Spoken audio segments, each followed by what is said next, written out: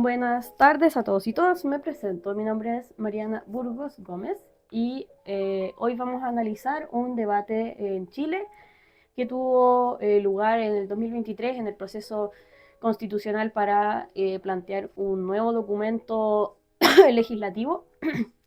Y en este contexto, durante todo ese año se dieron instancias de debate de distintas temáticas y en este caso hoy vamos a analizar el de los derechos fundamentales en esta propuesta de nueva constitución en el contexto del ramo de pensamiento crítico para la carrera, en mi caso, de periodismo en la Universidad Andrés Bello. Bueno, partimos entonces primero evaluando a los debatientes. En este caso son dos personas, dos mujeres, que representan el apruebo, digamos, de la nueva constitución y también, por otro lado, el grupo del rechazo, que no está de acuerdo con los planteamientos que se proponen en este documento. En este sentido, entonces, y bajo las definiciones de Elder y Paul, que estamos trabajando justamente en el contexto de la materia vista en pensamiento crítico, un pensador crítico de calidad debe poseer ciertas virtudes y cumplir con ciertos estándares para ser definido o ser catalogado como un pensador de calidad, consecuente, que lleva a cabo un razonamiento lógico y correcto. Entonces, en este caso, tras analizar el video, seleccionamos a Alejandra Kraus, que forma parte del grupo de la prueba, donde ella demuestra tener una gran variedad no solamente de virtudes, sino que también cumple con muchos estándares. Dentro de los que se destacan, entonces, de las virtudes, podemos decir que ella demuestra una gran empatía por las propuestas que menciona su oponente, en este caso su rival, que es Carla Rubilar. Entonces, entendiendo y teniendo esta amplitud de razonamiento frente a las posturas que plantea su contrincante. También presenta honestidad, o en este caso integridad, respecto a sus posturas propias y sus creencias.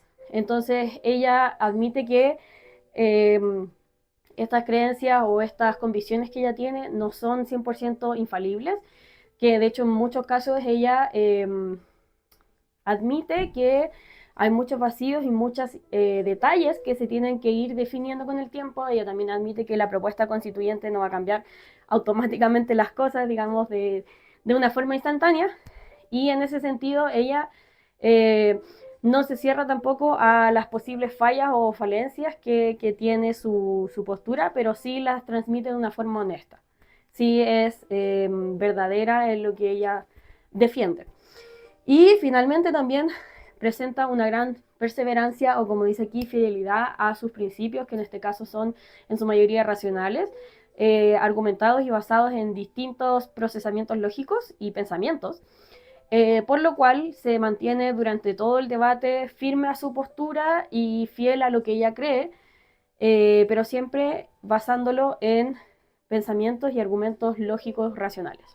Por otro lado, respecto a los estándares, se puede afirmar que ella sobre todo comunica o transmite una gran claridad en sus planteamientos, ya que eh, los plantea de una forma lo más comprensible posible, incluso llegando a plantear ejemplos para ilustrar su punto de vista, señalando distintos casos y situaciones que pueden servir para ejemplificar y hacernos una idea de lo que ella está en el fondo defendiendo o en algunos casos en lo que ella está en contra.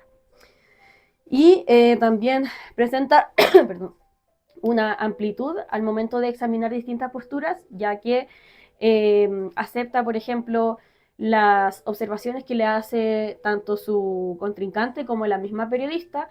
En el caso de la periodista, por ejemplo, esta le señala que el plazo para concretar todas las propuestas constituyentes no va a ser inmediato y ella admite que es cierto que va a ser un proceso paulatino. Y por otro lado, también respecto a las ciertas inquietudes que plantea la exministra Carla Rubilar, también en este caso Alejandra Kraus las acepta, las examina y no las niega inmediatamente solamente por venir de una postura contraria. lo cual también le da una amplitud de mente y una amplitud de razonamiento lógico.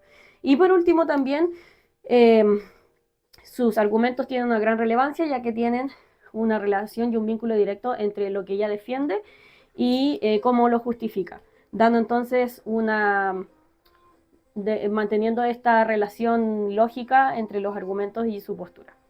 A continuación vamos a ver brevemente dos ejemplos de los estándares y las virtudes que analizábamos anteriormente, sobre todo viendo los ejemplos que ella plantea en una de las instancias y por otro lado también la validez que le da a las inquietudes de su contrincante.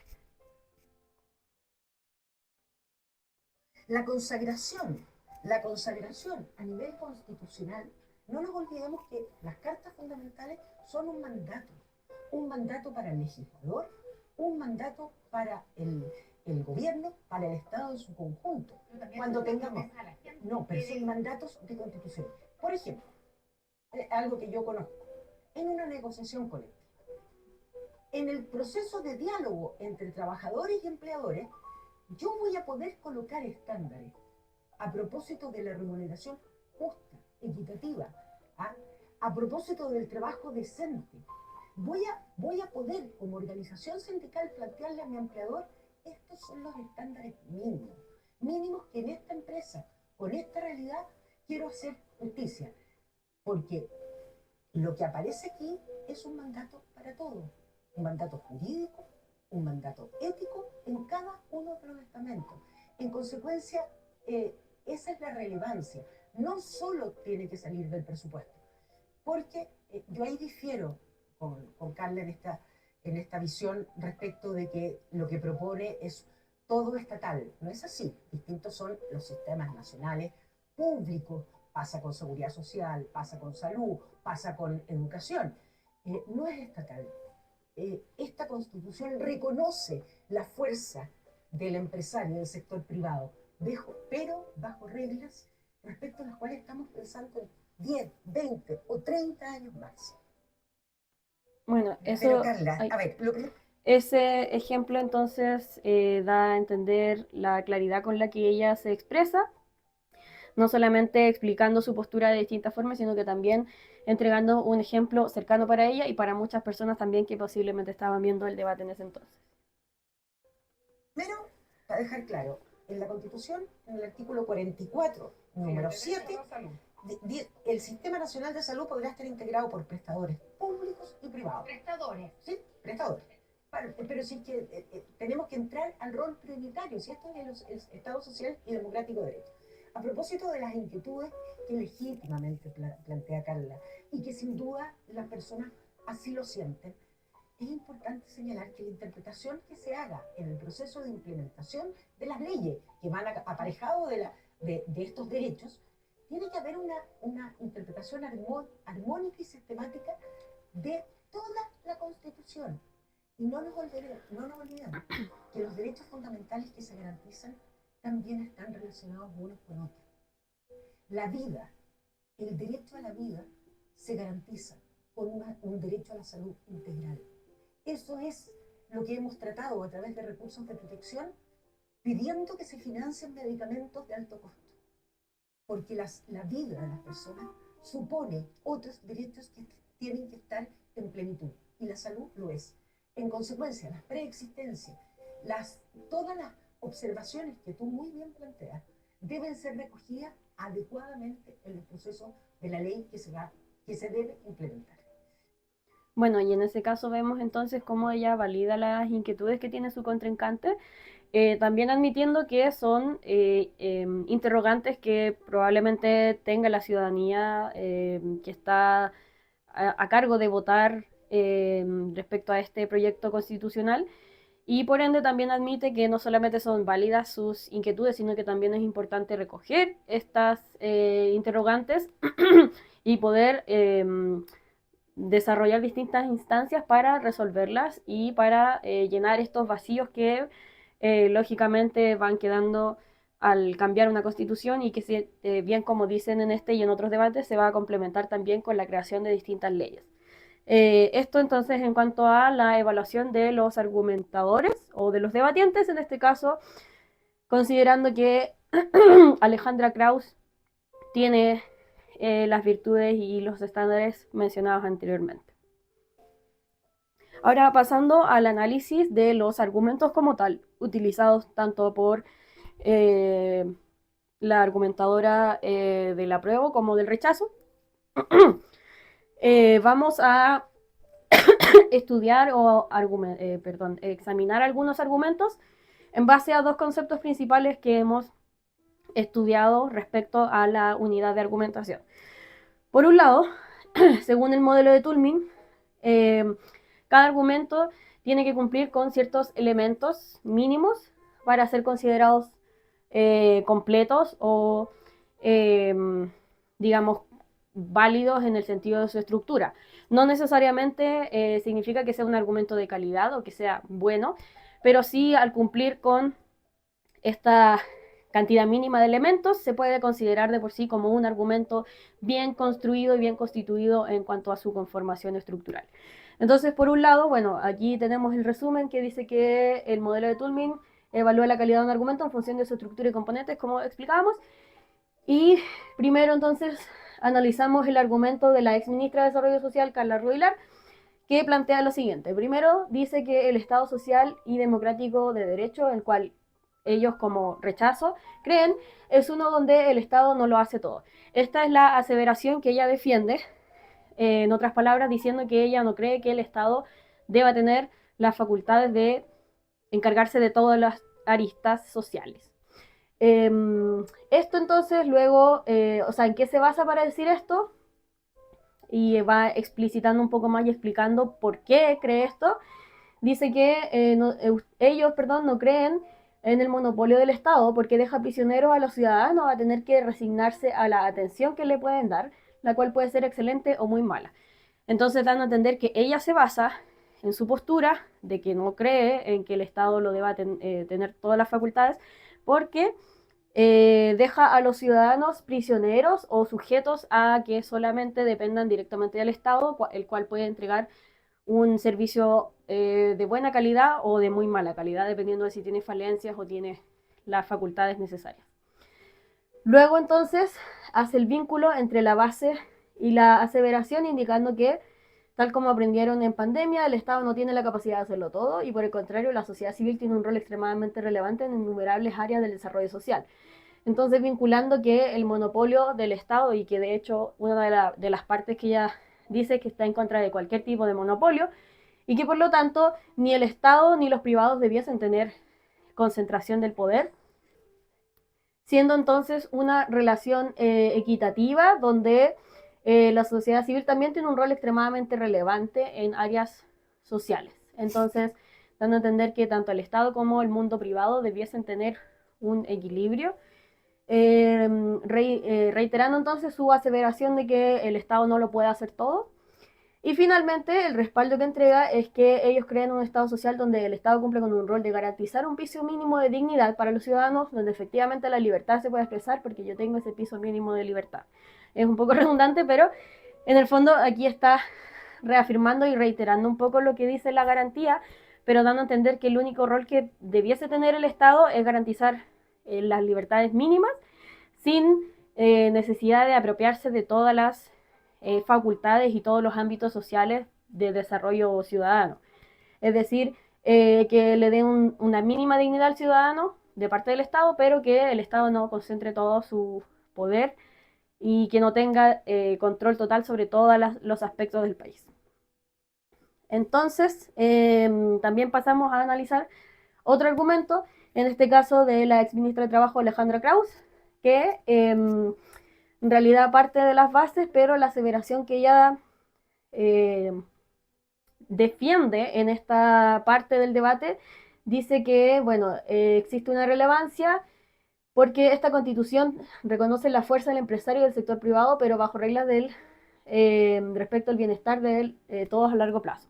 En este caso, lo que ella está tratando de afirmar o de definir es que la Constitución no prohíbe la existencia de privados en cuanto a beneficios sociales, lo cual se lo estaba reprochando su contrincante. Entonces aquí la ex ministra, perdón, Alejandra Krauss, dice que la Constitución reconoce la importancia del empresariado y del sector privado, pero teniendo las reglas ya zanjadas de parte del Estado. Y entonces para argumentar o respaldar esto, ella dice y parte contextualizando en ese entonces, en 2023, que hoy todavía no tenían una propuesta de constitución aprobada y sin embargo tienen una crisis en cuanto a crecimiento, saliendo de hace poco una pandemia. Entonces dice que tenían construido un modelo de sociedad con esta constitución que no daba abasto a pesar de las tasas de crecimiento. Reconozcamos que el crecimiento es sin duda un elemento esencial. Lo fue en la recuperación de la democracia, pero no se basta, a sí mismo. Dando a entender entonces y sosteniendo que el sector privado tiene importancia en cuanto al crecimiento, en este caso económico, en este caso también de desarrollo social, pero no es el único pilar y que a pesar de tener una constitución anterior a la que se está proponiendo ahora, el sistema entró en crisis de todas formas. ¿Por qué? Porque no basta con solamente el sector privado. Entonces aquí da un contexto de la importancia de que el sector privado exista, pero teniendo las reglas, digamos, zanjadas de parte del gobierno o del Estado. Y luego, para vincular estas dos ideas, entonces está la garantía que indica que la consagración a nivel constitucional es relevante. Las cartas fundamentales son un mandato para el legislador, para el gobierno, para el Estado en su conjunto. Dando a entender entonces que, en este caso, la constitución que ellos estaban proponiendo va a ser esa delimitación de las funciones que puede tener tanto el sector privado como el mismo gobierno. Y finalmente da un ejemplo para darle validez y agregarle fuerza a la garantía que une la base y la aseveración, indicando que, por ejemplo, en una negociación colectiva, en el proceso de diálogo entre trabajadores y empleadores, será posible definir estándares a propósito de la remuneración justa y equitativa o del trabajo decente. Esto ya que lo que aparece en esta propuesta constituyente es un mandato para todos, un mandato jurídico y ético en cada uno de los estamentos. Entonces, dando un ejemplo puntual de que la Constitución, nuevamente, refuerza la idea que la Constitución propuesta en ningún caso va a limitar la existencia ni de empresas, ni la existencia de las dinámicas ya existentes en materia legislativa, sino más bien para sentar un piso, en este caso en cuanto a negociación colectiva de trabajadores, los cuales van a poder exigir las condiciones mínimas de dignidad para poder tener un salario mínimo o tener condiciones dignas. Ahora, antes de pasar a la siguiente parte, es importante señalar que en la totalidad del video no se observó, perdón, en ningún momento la condición de reserva ni el grado de modal, perdón, lo cual no significa necesariamente que sean argumentos malos, pero que sí no presentan, o en este caso en particular, no presentan esas condiciones de poder cuestionarlo o de entregar excepciones a las reglas en el caso del grado de reserva, ni tampoco de plantear con cierta gradualidad los argumentos, dando a entender si es que son aplicables en todos los casos, en la mayoría de los casos o en solamente pocos casos. Eso es solamente un paréntesis importante para señalar. Ahora, respecto a la evaluación de los argumentos según los criterios ARS, es importante recordar que los criterios ARS o ARS implican o significan estos tres conceptos, que en realidad ahí vienen las siglas de aceptabilidad, relevancia y suficiencia. Primero, en cuanto a la aceptabilidad, es la capacidad de verificar y comprobar la premisa argumentada para determinar su veracidad, es decir, qué tan cierto es lo que se está afirmando. La relevancia, por otro lado, es la conexión o relación de importancia entre la premisa argumentada y el punto de vista defendido, entendiendo entonces que lo que se está tratando de argumentar tiene relevancia y tiene una conexión, viene al caso con lo que yo afirmo a continuación. En el fondo es una seguidilla de ideas que tienen una interconexión entre sí. Y luego está la suficiencia, que es el grado de fuerza que posee un argumento para defender el punto de vista por sí solo, sin necesidad de sumar otros razonamientos. En otras palabras, si es que el argumento por sí mismo es suficiente para defender lo que yo estoy planteando, o si es que necesito más argumentos para poder darle fuerza a mi postura y así defender mi aseveración. Entonces, según estos criterios, primero tenemos el argumento número 1, señalado por Alejandra Krauss, el cual indica lo siguiente: para que la sociedad respete los derechos sociales es importante que se consagren en la Constitución. Nuestro país requiere esa consagración institucional. A propósito de esto, recordemos el fallo en Estados Unidos tras más de 50 años en el término de la ley del aborto, el caso Roe versus Wade. Justamente el fallo ocurre porque no tenía consagración constitucional. En consecuencia, la consagración de los derechos en la Constitución es tremendamente relevante para un modelo de sociedad. En este caso, en primer lugar, en cuanto a esa aceptabilidad, es posible verificar las premisas porque al entregar un caso judicial, en este caso, para darle fuerza a su argumento, se puede determinar que sí es real y que de hecho lo que ella indica se dio de esa forma, lo que en primer lugar lo convierte en algo veraz. Por otro lado, el tema de la relevancia, las premisas sí tienen relación directa con lo que se está defendiendo. Entonces, entre la aseveración y los datos entregados existe una relación directa, y también el ejemplo dado viene al caso para ilustrar la postura defendida. Por último, en cuanto a la suficiencia, este argumento en este caso está sujeto a contraargumentos, por lo cual podría presentar ciertas debilidades. Por lo tanto, se considera que por sí solo no es suficiente, ya que, por ejemplo, se puede contraargumentar que el ejemplo que dio ella es un caso quizás un poco lejano. Si bien es del continente americano, nosotros como Sudamérica tenemos otro tipo de sistema judicial y otro tipo de funcionamiento legal. A grandes rasgos quizás se parece, pero en casos específicos y en materias puntuales los sistemas son totalmente distintos entre Estados Unidos y Chile, por lo cual eso podría debilitar un poco el argumento o el ejemplo en este caso.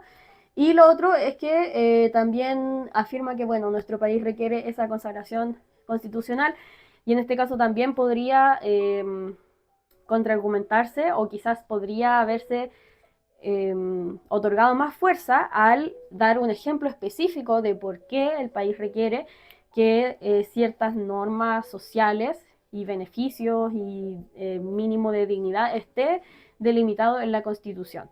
Dar un ejemplo claro donde se haya dado o por qué ella llega a esa conclusión de que nuestro país como tal necesita esta delimitación constitucional. Sin embargo, en base a estos tres criterios, podríamos decir que sí los cumple, por lo tanto, podríamos catalogarlo como un argumento de calidad. Por otro lado, sin embargo, al analizar el argumento número 2, entregado por Carla Rubilar en un momento del debate, podemos llegar a otra conclusión. Primero analicemos el argumento. Entonces dice: respecto al tema de seguridad social, quiero poner un solo punto. Cuando dijimos que la gente había salido a marchar por sus sueños, es cosa de revisar qué querían que le garantizara la Constitución en esta materia. Pensiones dignas, fondos propios y heredabilidad de los fondos. Claramente este proyecto de Constitución no asegura la propiedad de los fondos y tampoco permite la heredabilidad. Bueno, al analizar la aceptabilidad del argumento y chequear la veracidad de lo planteado en este caso, se determina que en realidad esta afirmación no es veraz.